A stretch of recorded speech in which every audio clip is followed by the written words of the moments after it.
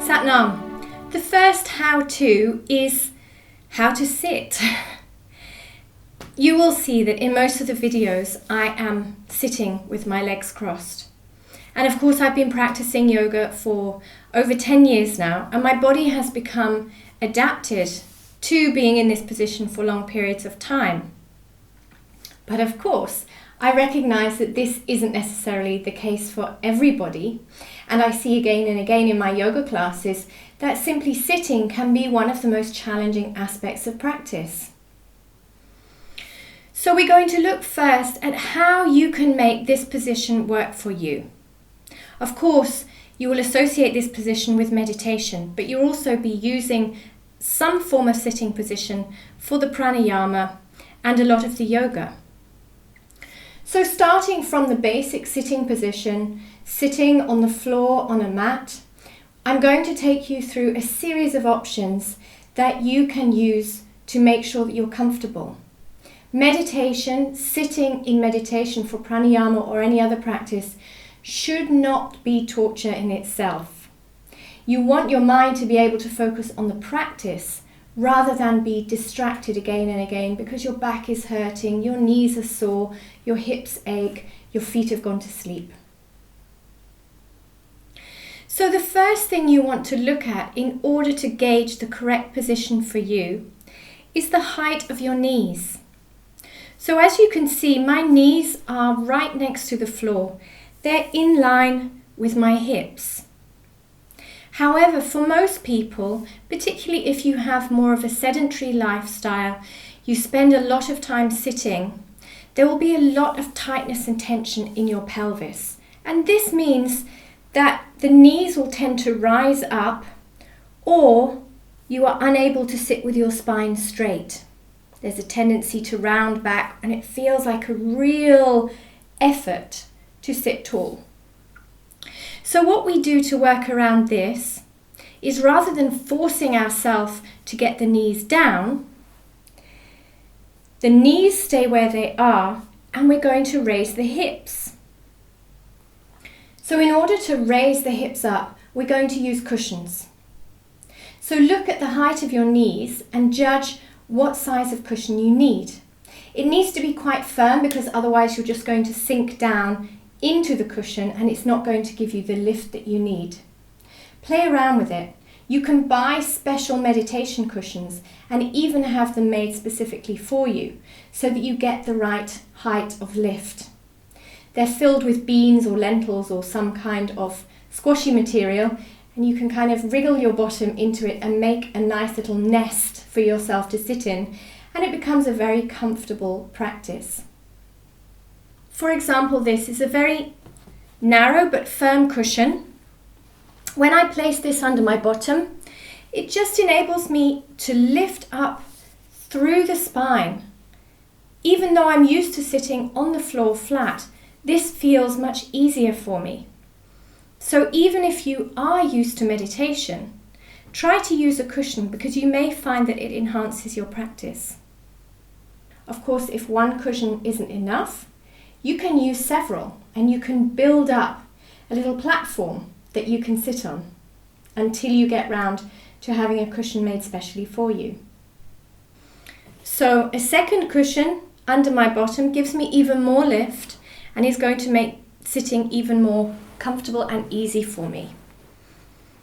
So now with my knees actually below my hips, the pelvis is very, very relaxed and my spine can lift up nice and easily. Play around with this, take some time to find the position that works for you. Of course, for some people, if you have a knee injury, then sitting with your legs crossed is not an option at all. So what can you do then? There are several options for people who can't sit with their legs crossed, and we're going to look at these now. So the first option that we have is to be sitting on your heels. Of course, this also isn't for everybody. There's quite a strong compression in the knee joint, and with the weight of your upper body on the heels, your ankles and your feet may become painful or fall asleep. If this is the case for you, then again, we're going to use some cushions not to change the angle of the pelvis this time, but to take the weight of the upper body off the ankles or to loosen the compression in the knee joint.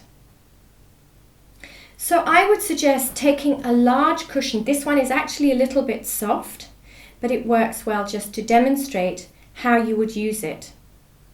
Some people like to put it between their heels and their bottom.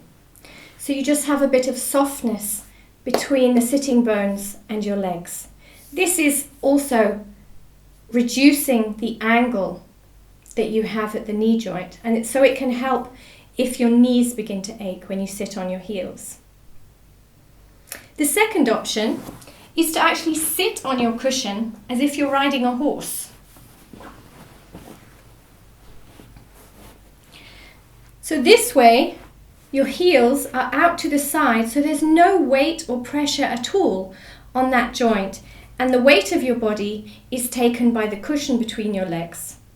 This is a very comfortable option for sitting for longer periods.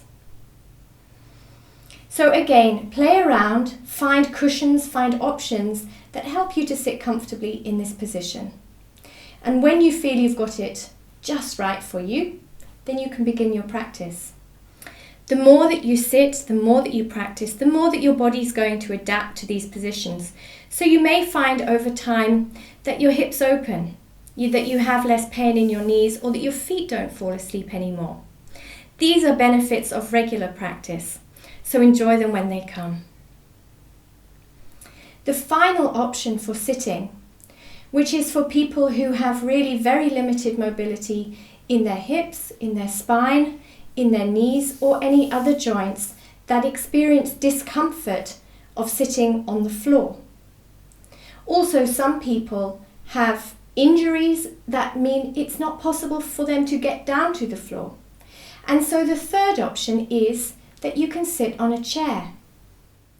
So if sitting on a chair works best for you, this is absolutely fine, but you just need to remember the same principles that we look for when we're sitting on the floor. That is that your spine is straight, your shoulders are relaxed and pulled down, and your chest is open.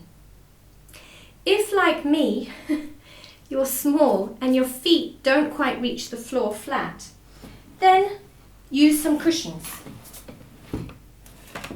It's very important that you feel comfortable when you sit here. So you want to have more or less right angle, 90 degrees at the knees and 90 degrees at your hips. Make sure that the chair is solid and firm. And one thing that you shouldn't do is to lean back. This way, the spine isn't straight and so the energy can't flow properly. It may feel more relaxed, but it is not an effective posture for meditation. Also, if you're in a chair where the seat is angled backwards, which is the case on a lot of chairs, then again use a cushion beneath your hips to raise them up and push you forward slightly.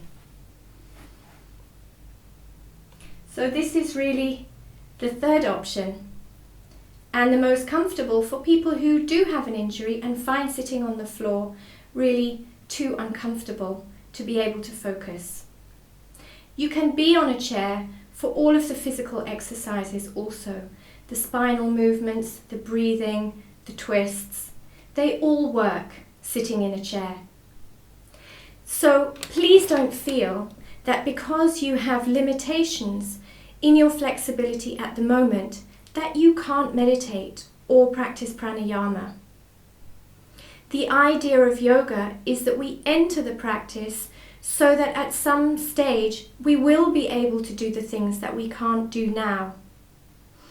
I can't tell you how many times I've had people come to me and say, "Oh, I can't do yoga, I'm not flexible."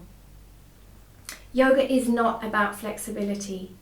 Yoga is about having an experience that allows you to expand your awareness, that allows you to expand your understanding of what you as a human being are capable of, and stepping outside of the confines that the mind and the ego create to keep us small, to keep us living the same routine again and again, day in, day out.